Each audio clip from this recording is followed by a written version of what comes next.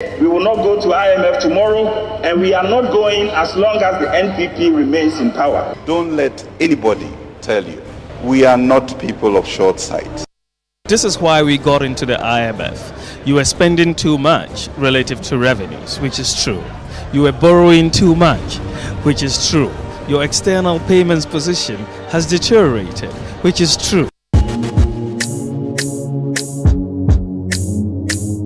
Coffee in your cup and Joy on the set. The Super Morning Show is always the best bet on Joy 99.7 FM. Well, so you had Deputy Finance Minister John Kuma, Finance Minister Ken Ofori-Atta, and then you had Dr. Mahmoud Bawumia in 2015, explaining why we went to the IMF in 2015. And I'm sure you're asking yourself that simple question: what changed? What changed? Because for many of us, we said that was going to be the last time. In fact, that was what we envisaged. Well, that did not happen. I do not know whether it's going to be the last time today, but we're going to be telling you the genesis of Ghana's borrowings. This morning's Hotline documentary is titled A Nation That Begs. And we're bringing it to you shortly because you've asked the question, you've said, why do we find ourselves in this situation? We've got the answers for you shortly. But first, I've got a question for you. What is exciting, delicious, creamy, and rich with vitamins, minerals, and has the goodness of cocoa all at the same time? I'm sure you can guess what it is. I'll tell you, it's the brand new Niche chocolate drink made with Ghana's finest wholesome cocoa. Niche chocolate is full of delicious goodness, and Niche chocolate drink comes in 250 ml bottle and 180 ml Tetra Pak so that you can enjoy it big or small. It's great for all members of the family. Visit a shop near you to get yours, and I know that you would love it. Contact us on 0531 818292 or 0277 779560. Niche, taste of Ghana. So we know that life is go, go, go, and that it's hard to make time for the things that really count. And that's why ABSA says they won't let banking get you in your way, because with ABSA's digital channels, you can bank when, where, and how you want, so you can focus on what or who's important to you. Banking has never been this easy. Transfer funds into your savings account, pay your old school union dues, and your DSTV subscription, and many more with a click on your phone. Get things done simply with ABSA's digital channels. Now, that's African Nicety, that's ABSA. Terms and conditions apply. Visit absa.com.gh for further details. But it's that time of the day to order some tasty grilled chicken with fried rice. The best of its kind. Enjoy the aroma of carefully selected fresh ingredients. Feel the love in every bite of excellently savored and sizzled food. If you're working in Accra or Tema, call Lunch Avenue on 0558 502-206 to order some fresh, home-cooked and nutritious meals. Lunch Avenue, tasty, yummy, and healthy. Coffee in your cup and Joy on the set. The Super Morning Show is always the best bet on Joy 99.7 FM.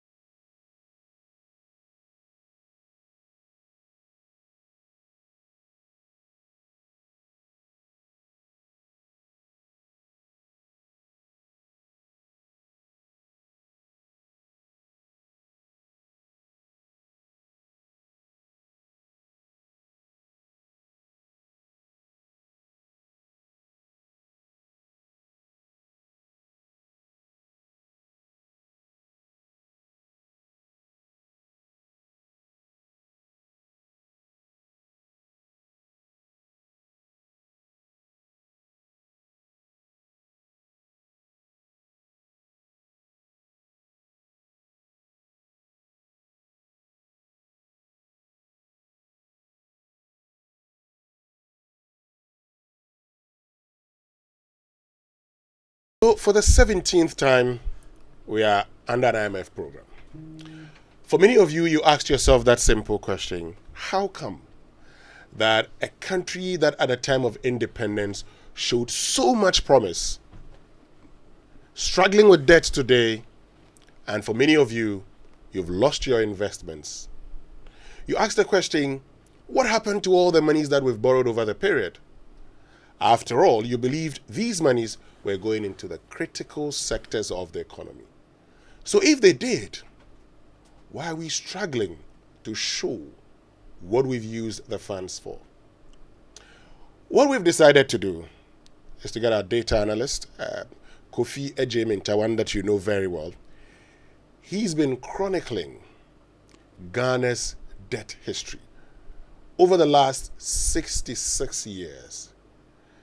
And this morning, he's put together that documentary we're about to air shortly, A Nation That Begs. Kofi Ejeminta has joined us in studio. Kofi, good morning. Thank you very much for joining us. Good morning, Winston. And Joy Business Editor George Riafe is also here. You know, we can't talk about finance, we can't talk about our debt, and we can't talk about the IMF without George Riafe. George, good morning. Yeah, good morning. Winston. I hope you're doing well. Managing the grace is sufficient for us. Good. Of course, we always do. We are a country of managers, we say. Kofi, so, I mean, I'm sure the person listening to us this morning is asking him or herself. So, yes, we know that we're debt distressed and everything, so we went into an IMF program. Even before we got into that, we had to, restructure our debts. So, what do you seek to achieve with this documentary? Why are you chronicling Ghana's debt stock for us? Well, Winston, I think myself, this is the first time I see ordinary Ghanaians or the common man out there so much concerned about inflation. They want to know what is the current inflation. They want to know what is Ghana's current debt stock. So it tells you that for the first time, actually in my life, I see people, the ordinary person, so concerned about the price of good, how much government is borrowing, what has been our debt stock and all that. But you can't really talk about Ghana's debt stock right now without connecting it to our history. What has been the track record? What has been the trajectory over the past 60 years? And so we decided to put this documentary together. It's a 3-part series. The first part we've titled it The Genesis, tracking Ghana's over 60 years of unbridled borrowing. So in there you find independent persons giving the account of our debt stock, and then also we have finance ministers who were there when we were actually signing some of these agreements. So there's Setekpe, and there's also current deputy finance minister John Kuma in there. So they are in there. So Setekpe will be telling us about the 16th IMF program, the 2015 scenario. And you will bring in sound bites of the things that we've said in the past concerning our debts, and just finding out what may have changed over the period, right? Well, interesting account also, just like you said, from former President John Kufuor on why we took the decision to get the HIPIC program. In his case, he said, we were actually handicapped, and that was the only way out. And in this account, the HIPIC program actually helped. And with Setekpe, he gives you an account of what they considered when they went to Senchi in 2015, and then their decision to go to the IMF for our 16th program. There's also Professor Bokwin, who says our 16th IMF program failed in actually helping us to bring our debts to sustainable levels. George, before we go for the documentary itself, isn't it surprising that 17 times we've been there, and for many they say this will not be the last time, we'll go back again?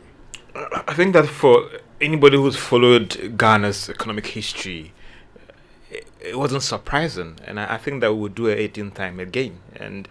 But for me, the question also you want to ask yourself is that what were the push and pull factors? What is sending us? And every president has a justification why we had to go to the fund and all the rest. But is this something we could prevent it going to the fund? I mean, why are people worried about us going to the fund? It's the reforms that comes with us. Something we are supposed to do ourselves, and the political will, because you're afraid that when you do X, you're not going to get the votes. When you do Y, the people will be against you. I mean, automatic adjustment formula, Winston, we all sat down and agreed that based on how things are supposed to be done, every quarter, we're supposed to review tariffs. What happened to it? Some political actors or government or leaders were afraid of the backlash, so stopped it. So an IMF program, going subscribing to it, is just trying to force you to do what you have failed to have that political will to do. And so for me, if we're still going to exhibit this attitude of not having the political will, I mean, fiscal prudence, go through our laws. Everything is there to check borrowing, to check our finances, everything, parliament and all those things. But we have failed to do that. And this big brother is saying that, listen, get back to the basis and do it. If you're going to exhibit that same lack of political will to take those tough decisions, expect an 18th program with the fund. But I'm saying that, yes, we do. We get technical assistance from the fund and everything. But the program that comes with a crash fiscal consolidation initiative to try and reform things, that's why people are against going to the fund. But the 18th time, it will happen. Well, talking about it happening, after the 16th program, the IMF said they were only a phone call away. They will be willing to assist us when we call on them again. It's as if they knew that we're going to do the wrong things again. Folks, look, you can actually watch the video on our Facebook page, Joy 99.7 FM, and also on our YouTube channel. You can also get the video. A nation that begs.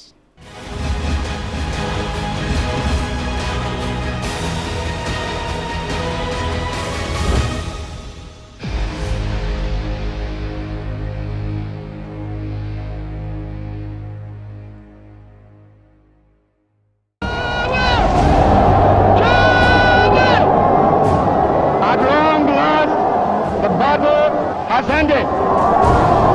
That new African is ready to fight his own battle and show that after all, the black man is capable of managing the whole affair. Do we want to go forward or do we want to go back? We want to move forward with lies.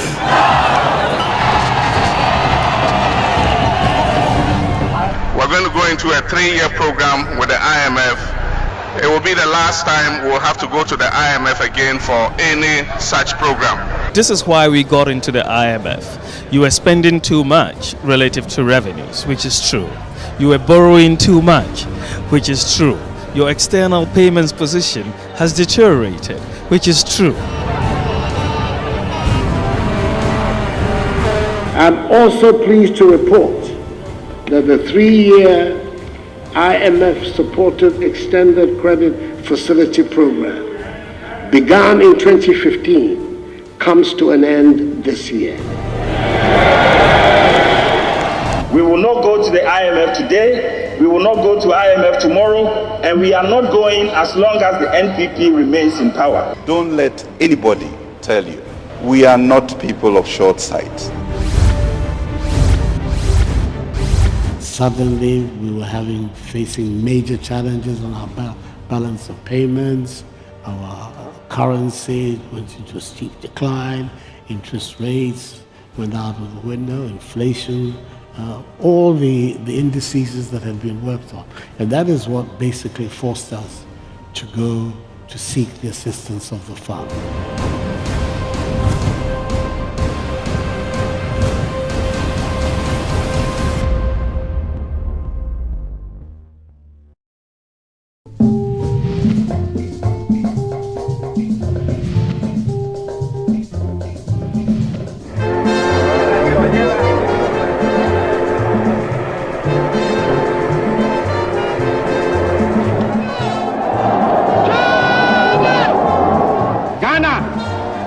Your beloved country is free forever.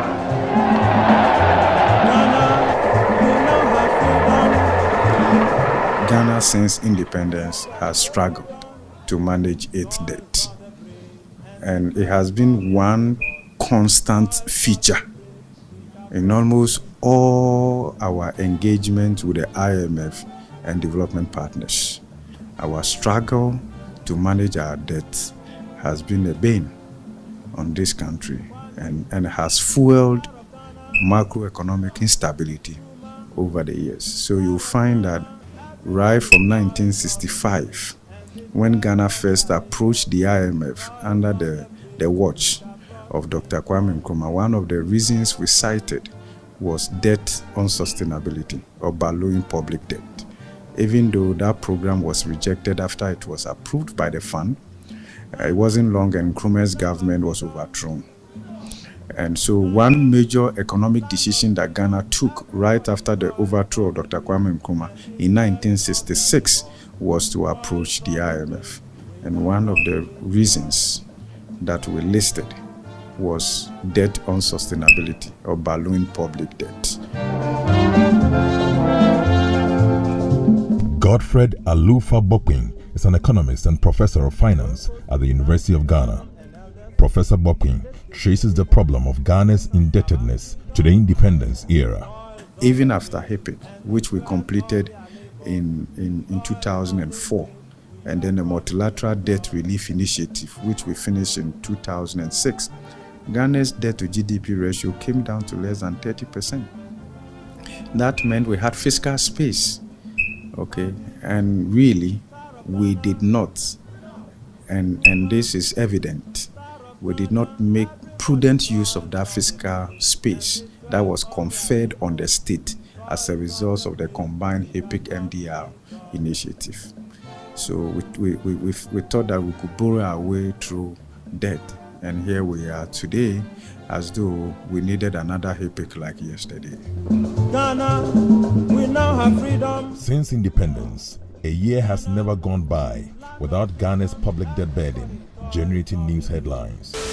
The public debt has reached a little over 112 billion cedis as of September this year. The total debt of Ghana is nearing some 200 billion Ghana cedis. Ghana has added 10.7 billion Ghana cedis to its public debt stock in just 4 months. The IMF is projecting that Ghana's debt to GDP ratio could reach worrying levels by the end of the year. The end of the slave trade corresponded with the Industrial Revolution. The demand by European powers for Africa's tangible commodities like gold, cash crops, fossil fuels, and metals were on the ascendancy.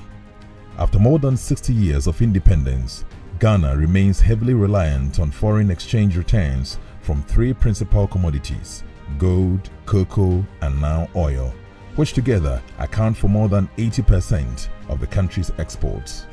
Historically, Ghana has enjoyed a lot of debt cancellations and technical defaults, including the famous Yentia policy announced by Champon in 1972. The problem is that historically, we always hit a roadblock where we just have to go and beg our creditors to forgive us. We've not been able to figure that out, where we borrow money, we attract more capital, we transform the nature of our economy by building the right factories, the right schools, the right hospitals. Our people become much more productive. They start to produce a lot locally. We have a lot more money. We stop having to borrow so much. And then we are suddenly in alignment with our commitments to our creditors, for instance. The historical evidence is that we always struggle with that goal. And we've been trying for many, many years. So after Osajefo borrowed quite a bit to try and build all these factories and to create an industrialization plan for the country and execute on that plan, you find that by the time he was overthrown, the country was so indebted that we literally could not pay our debts. And the first thing that happened was that the military rulers in 1967 then went for an IMF program, which you saw. But that IMF program was supposed to be extended. They were supposed to get a bit more money and do more reforms. So if you look there, you see that 1966, right after the overthrow, we get a standby arrangement, meaning that we just told them, oh, we're just having some sudden shocks. So can you just give us some money to figure it through? So all throughout that period, we could never agree with the fund, the IMF, a real program of reform, a structural reform program. Mr. Simmons, an avowed apostle of economic reforms, speaks profoundly on Ghana's debt cancellation. Collecting small amount of money until we went into a proper program in 1983, and then that led us into a full-scale program, which was the Standard Fund Facility in 87. Before we got to that period, we were just doing standby arrangements, just collecting money to fix a few problems. And then by 1970, the government was of the view that it couldn't pay at all. Even with all the support that was coming in, it just could not. So the British government